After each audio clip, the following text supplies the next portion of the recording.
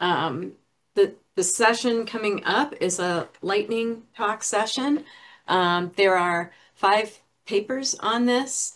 The chair is Raza Lamb from the U.S. Census Bureau. So Raza, I'll go ahead and hand it right over to you to maximize the time. Great. Thanks, Lisa. Yeah, my name's Reza. If you were on yesterday, you might recognize me. I chaired a lightning talk session yesterday. I'm happy to be back, especially for a lightning talk session on natural language processing, which is a passion of mine. So I'm really excited for these talks. We are a little tight on time this session, and I want to try to preserve the break. So I'm going to try to keep our presenters on a little bit of a tight schedule, under 7 minutes. I'll give you a warning if you're at 6 minutes with the 1 minute warning. So up first, and as a reminder, please enter your questions in the chat if you have them, and we'll hopefully have time to get to them. So first up, we have Oscar de Leon from the Centers for Disease Control. And he's going to be giving a lightning talk on G-Trends Health, which is an R package to access a Google Trends service for public health investigation. So Oscar, I can see you. Feel free to please go ahead and share your screen. And take it away.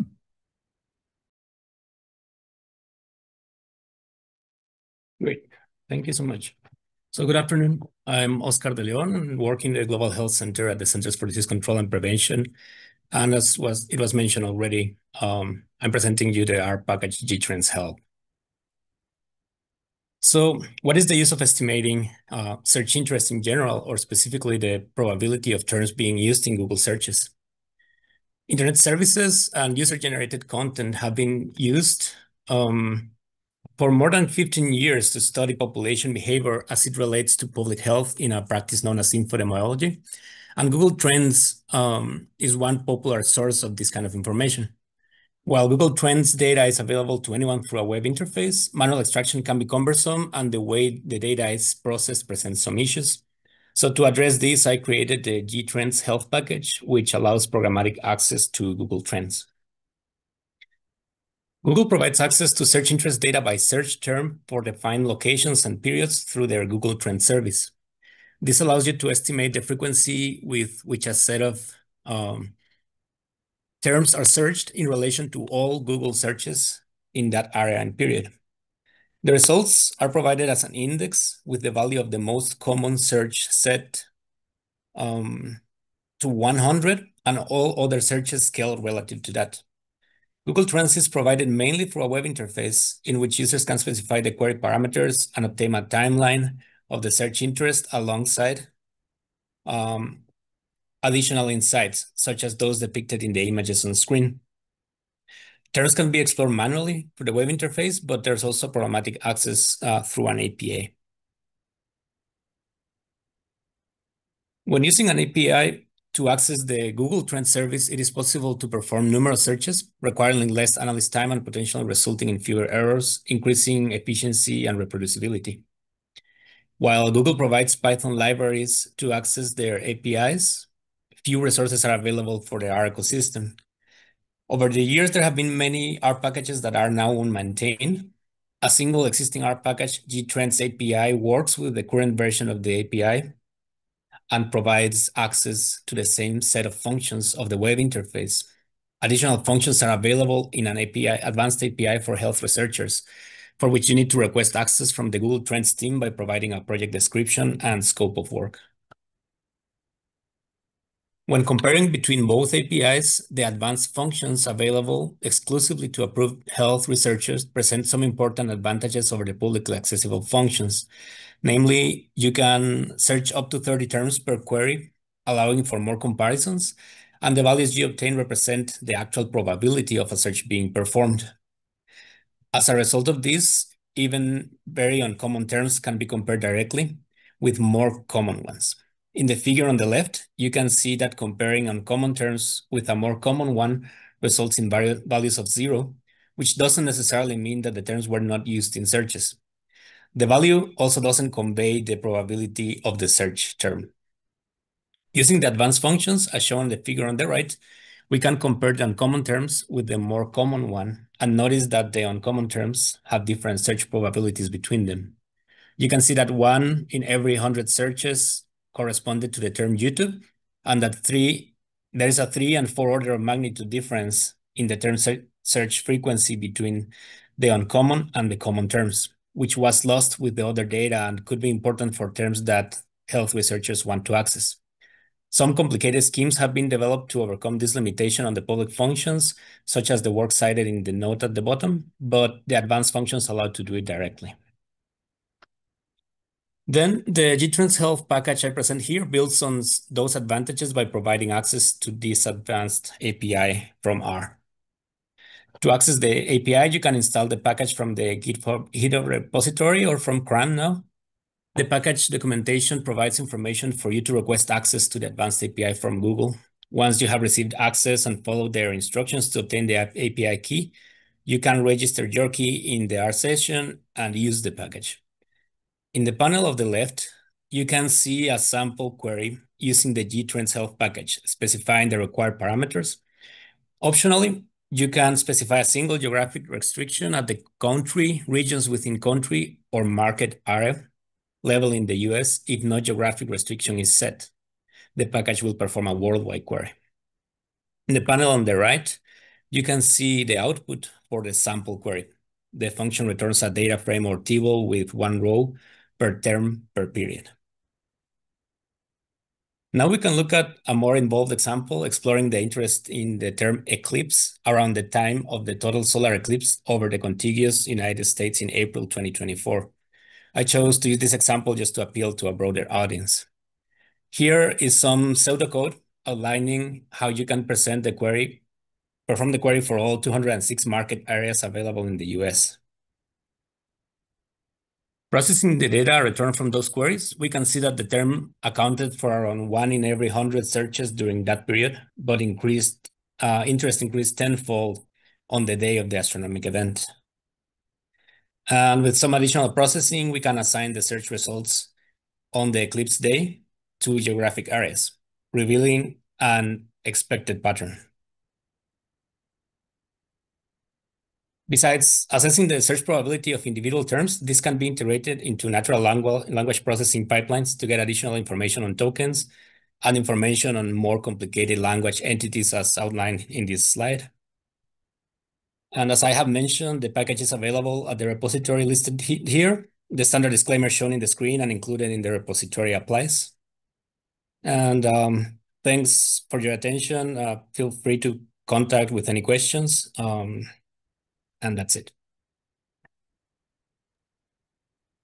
Great. Thanks so much, Oscar. I think that was really great. That visualization of the eclipse was super cool. That was really cool. And I didn't know that you could get that detailed with geography. So I'm gonna have to check out the package. All right. So please, if you have questions, enter them in the Q&A, but for now, we'll go ahead and move on to our second lightning talk. So now we're going to hear from Carolina Mangoni Gonilons, excuse me, and she's going to be talking to us about algorithm development to estimate pregnancy data from EHR, or electronic health records. So Carolina, if you're on, Hi, good yeah, there you go. Can you hear me? Please go ahead, take it away. Yep. Great. Just a minute.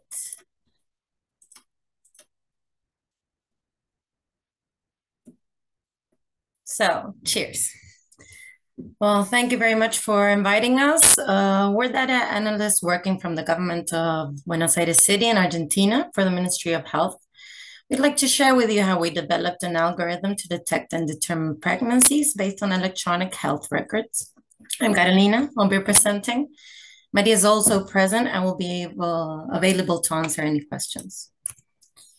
So, our office, the Information and Health Statistics Management Office, takes part in the Health Information Systems Administration, whose structure you can see on the chart on the left, and on the right is our geographical location.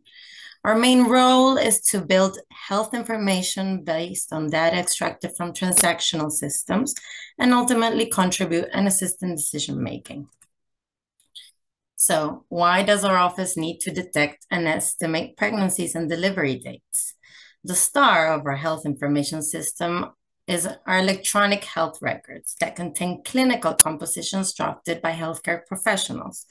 They have rich and valuable data, such as medical history, diagnosis, test results, and medication taken. Yet this free text format offers a challenge when trying to obtain pregnancy-specific data, as these are not stored in a field that is easily accessible. This makes answering a simple question like how many pregnant patients attend our health facilities more laborious than one would expect. Limitations of such kind are not exclusive to our health information system. Here you can see a published article from the United States professionals that have developed an algorithm to infer delivery dates based on electronic health records as well. In this case, from fields such as codes corresponding to diagnosis and procedures. Coming back to our work, what tools do we use? The data generated within our health information system, CIGEOS, which you can see here, is ultimately loaded onto our data warehouse, and then processing is performed using open source tools. We access databases and then process the data through an RStudio server. Also, we count on GitLab for version control and collaborative development. In our day-to-day work, we use functions belonging to tidyverse packages, as well as a custom set of functions, which have been developed to ease our processing tasks. So let's talk about the detection process. To illustrate, here we show several timelines belonging to different patients. Each dot represents a health record registered both in outpatient and inpatient settings. Our goal is to uncover pregnancies, which are represented here by thick red segments. As I mentioned a few minutes ago, our most valuable data lies in free text, yet an effective documentation by professionals calls for standard practices when writing. Therefore, we capitalize these common ways of writing and use regular expressions to extract the necessary data from the free text. So more specifically, we extracted the value of the current gestational age, what I will mention here on as GA.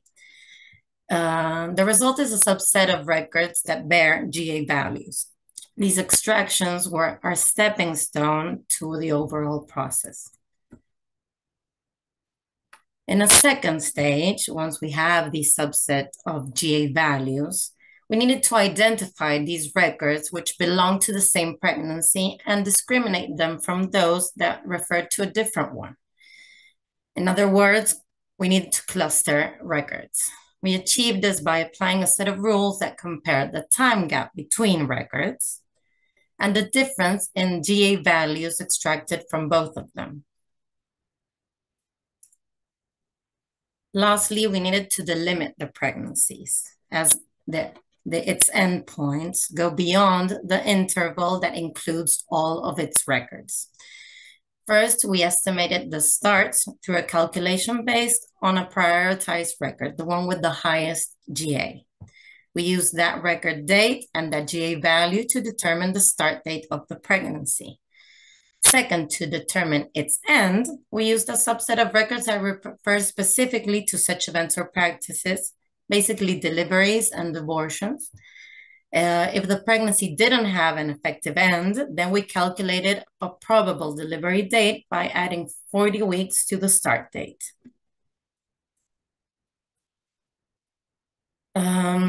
So here we have our basic process. What about new records? Updating our product.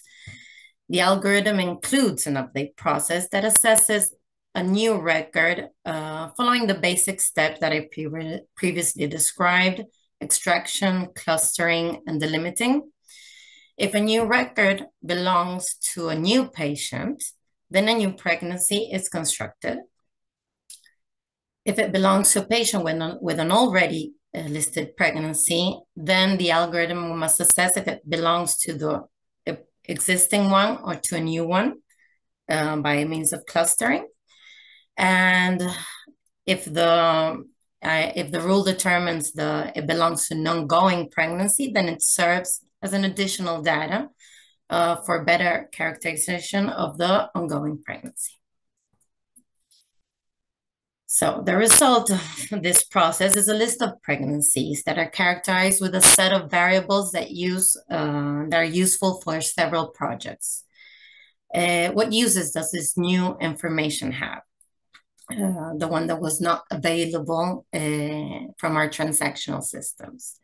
Certain reports require identifying pregnant patients as a subpopulation, such as the epidemiological bulletin, with information regarding mandatory reportable diseases. Also, certain tracer indicators, which are necessary for healthcare cost recovery.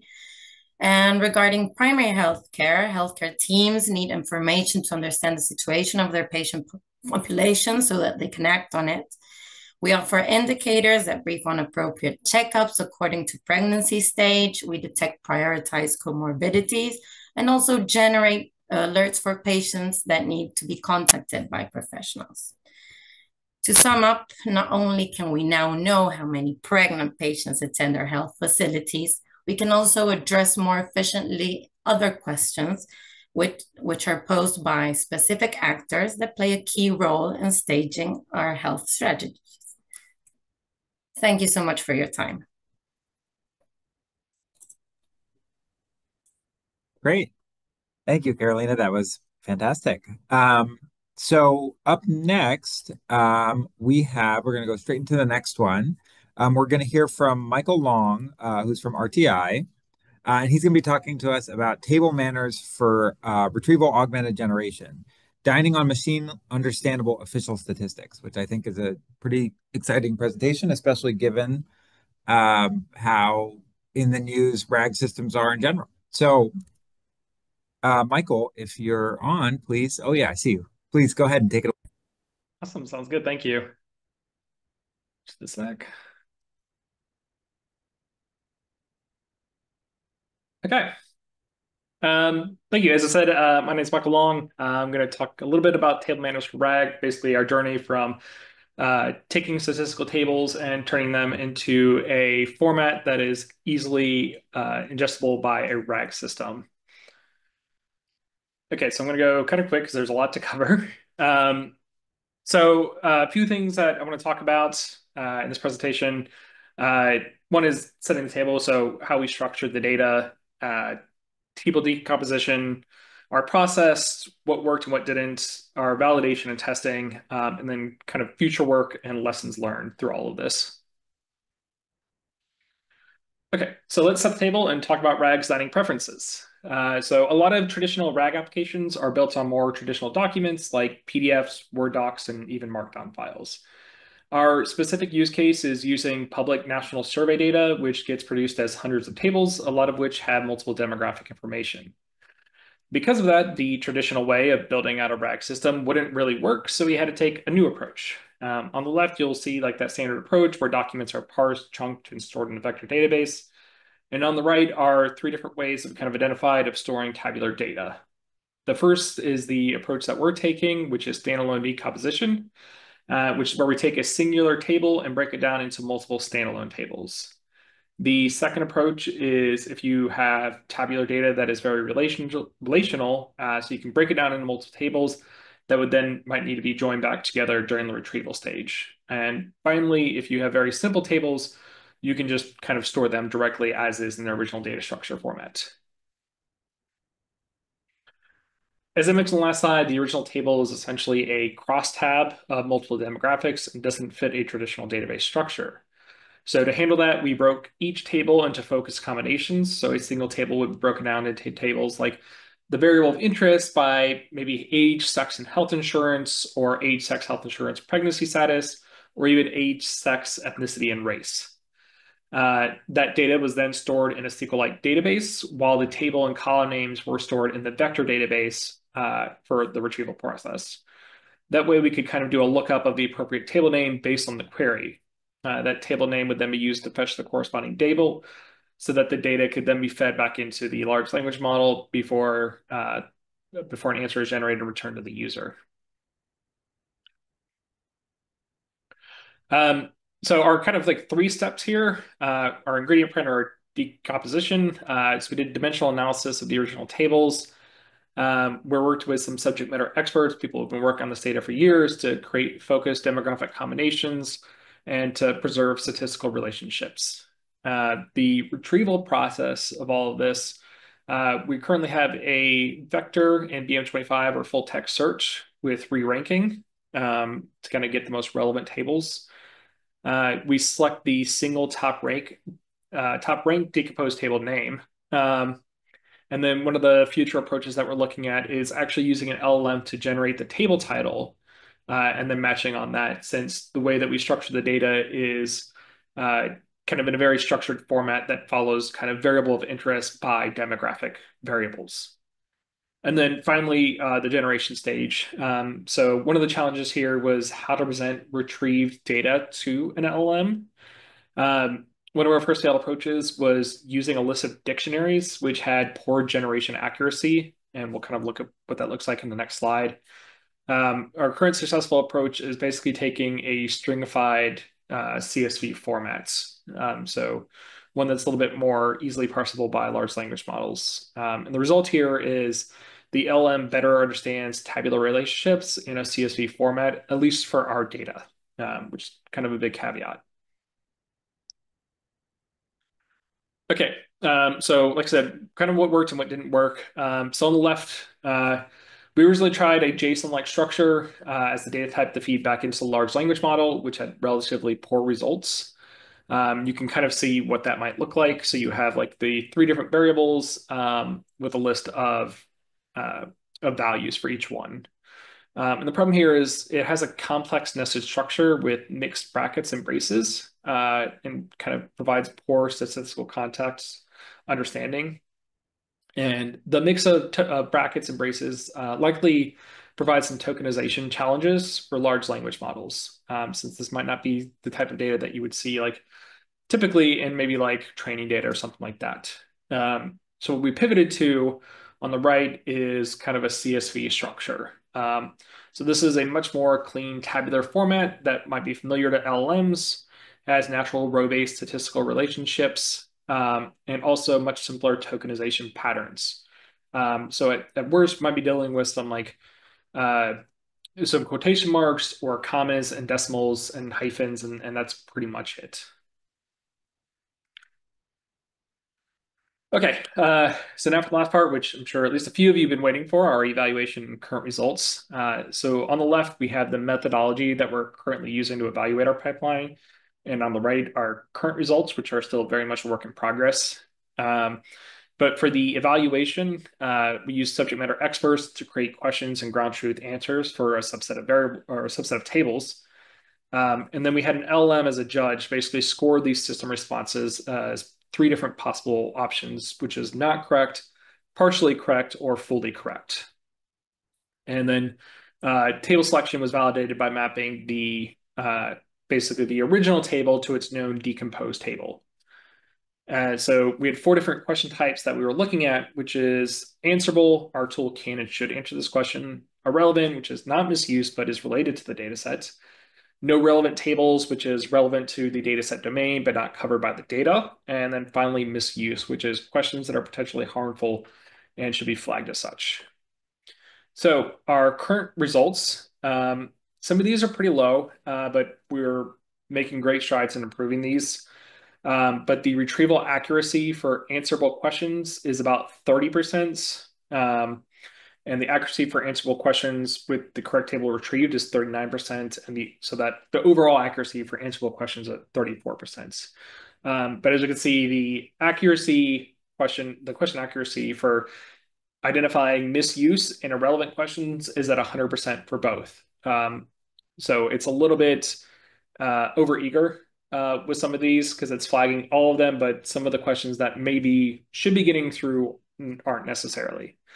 And then our in-progress results, part of which I mentioned earlier with the using an LLM to generate the table title to match on. These are the results from our work on that so far. And this has our retrieval accuracy for answerable questions at 91% and our overall accuracy for answerable questions at 82%. So quite a large jump in just a slight tweak into how we were actually retrieving the table names. Okay, so limitations, future work, and recommendations.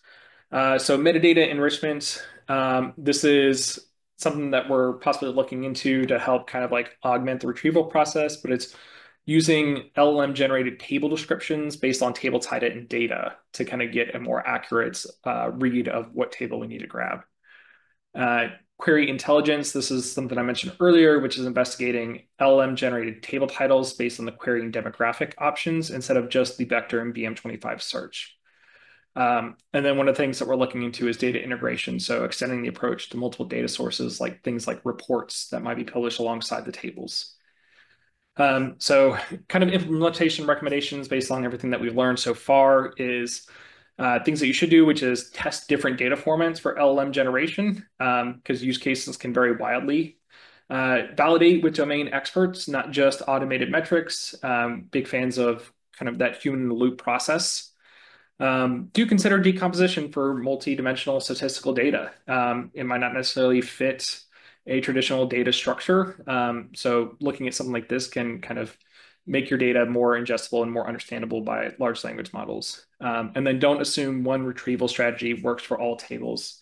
Given time and budget, explore different options and see which one has the best results. Okay, thank you. I'll go ahead and end there. Here's my contact information in case anyone has any further questions after this. Great. Thanks, Michael. Great presentation. At the end, if no one has any other questions, I definitely will have some questions. I found that very interesting. But for now, so up next, we are supposed to have Eric Zhu and Rahul Ramakrishnan from Virginia Tech. We haven't, if you're on, Eric and Rahul, we haven't seen you. Not been able to put you to a panelist. So if you are on, could you just let us know by raising your hand or asking a question in the Q&A? Because if not, we'll move on to the next presentation. But I'll give just a moment to see if you're on.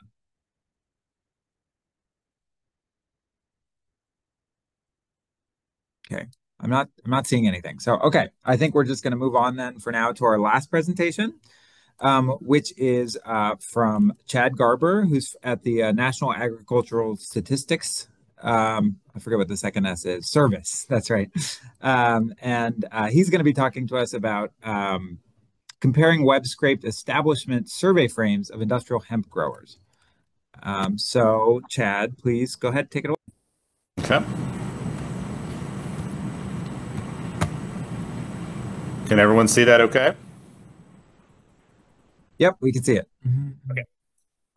My name is Chad Garber. I'm a mathematical statistician with the National Agricultural Statistics Service, and today I'm going to do a quick talk on comparing web-scraped establishment survey frames of industrial hemp growers in 7 selected states. We were looking at cost, contact data, and the accuracy of the frames. The industrial hemp frame comparison study started in 2022 for us. The National Agricultural Statistics Service and the Agricultural Marketing Service, AMS, worked together to develop a new survey of hemp growers. The challenge with this was that hemp was a new commodity to most USDA programs, including the Farm Bill. So no existing sampling frame for industrial hemp operations were on our list. We wanted to tap into the industrial hemp market due to its rising popularity in the textile market and other products.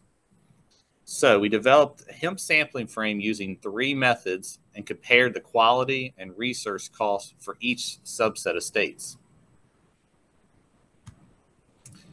So the 3 frame development methods that we used were, first was the USDA NAS list. So we compile lists received from several USDA agencies, such as the Farm Service Agency, the Risk Management Agency, and others. Then we did an internal web scrape. This was done within our research and development division, which web scraped and crawled for industrial hemp growers, processors, and transporters.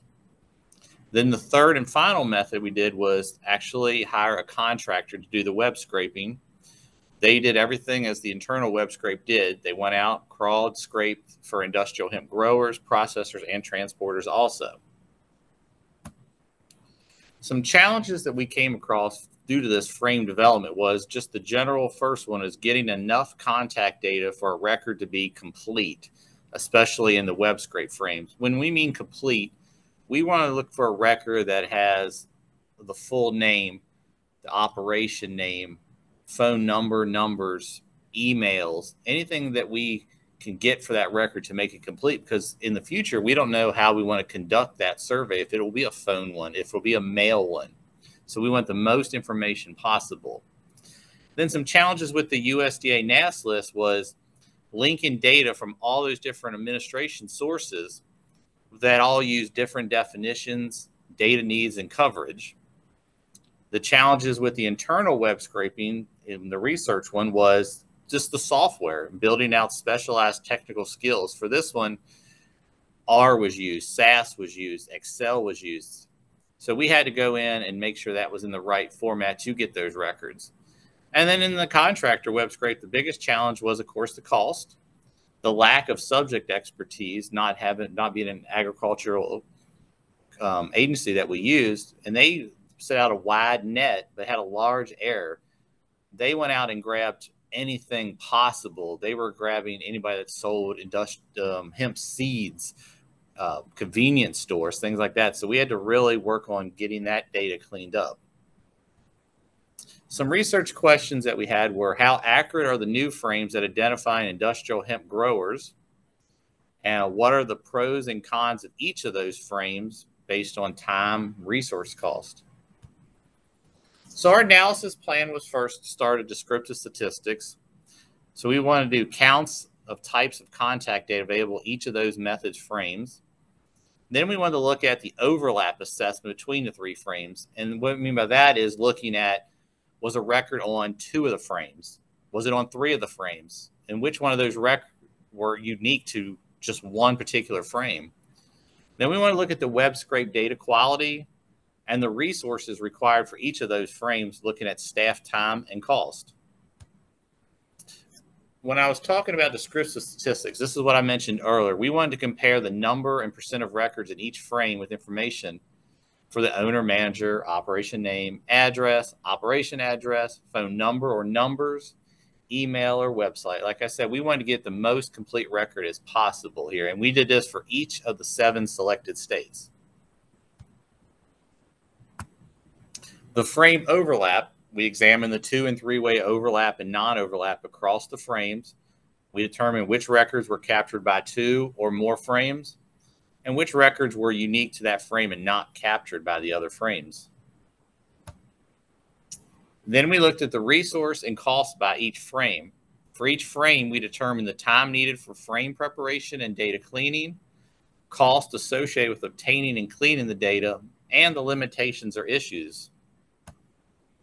So some key takeaways for this project is, and I have it more detailed in a longer paper, but for today, the key takeaway was we decided that the USDA NAS list method merged with the internal web scrape method would give us the most complete operational list frame that we could use. So that, because they both use each other to enhance it. So we were able to get the most complete record, and this balances cost, available resources, and skill sets. And this created the highest quality frame that we could use. But if there is a large web scraping task, such as over 100,000 operations to be scraped in a short time frame, an example, 6 months, or the multiple websites contain over 2,000 operations per website, then a contractor may be needed for that, but that is the most expensive method. And thank you.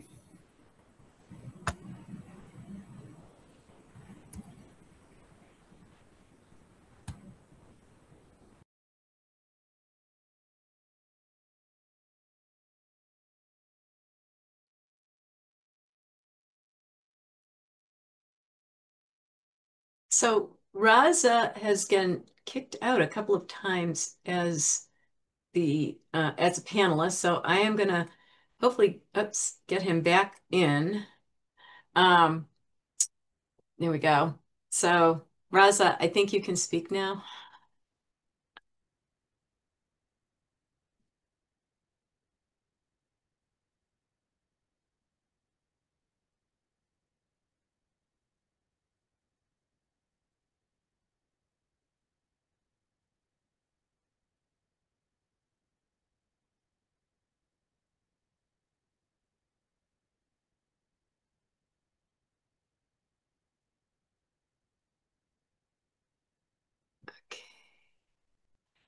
So, in the chat, you can find Oscar de Leon's links to his Google Trends Health package, which is also in the expanded program for the conference. We included them there. And then I think Raza, are you able to speak yet? Or are you still having problems?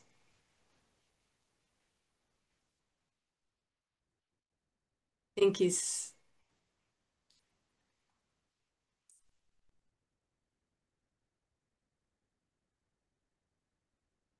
so I'll go ahead and ask Chad a question because I was involved at the Institute of Museum and Library Services with a project to assemble a museum frame.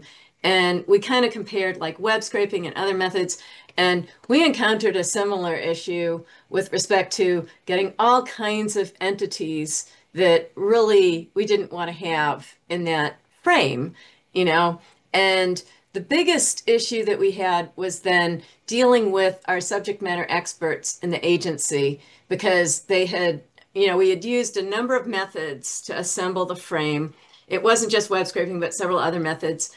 And it was like our trust was shot. They wanted to like throw everything away and start all over. So have you encountered any similar kinds of issues at NAS or at Ag with respect to the frame that you've developed? We have in certain projects in the past. This one, like I said, the main issue was when we hired the contractor, they just throw out such a big net that it was pulling things that aren't operations farms. Like example, we had a lot of convenience stores that happened to sell hemp seeds or, even the marijuana part of it like that, where we didn't want that picked up. So we had to go clean those out. But most of our surveys that we do at NAS come from actual agricultural sources. So we don't have a huge problem with that. But with this particular project, we did just based on the contractor, even though we gave certain keywords, it just, their net was too wide. But we were able to in-house be able to help them clean that up and get rid of a lot of those. Thank you.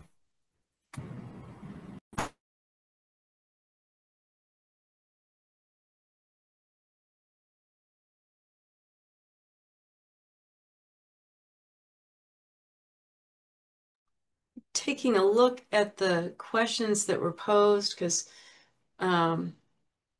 actually we're kind of out of time, strangely enough, even though we had one last talk. We're supposed to be in break for the next few minutes. Thank you all very much. This was a really interesting panel. It just felt like there was definitely not enough time for everything on it. And we greatly appreciate your participation in this conference. So with that, we're going to go ahead to break for the next several minutes.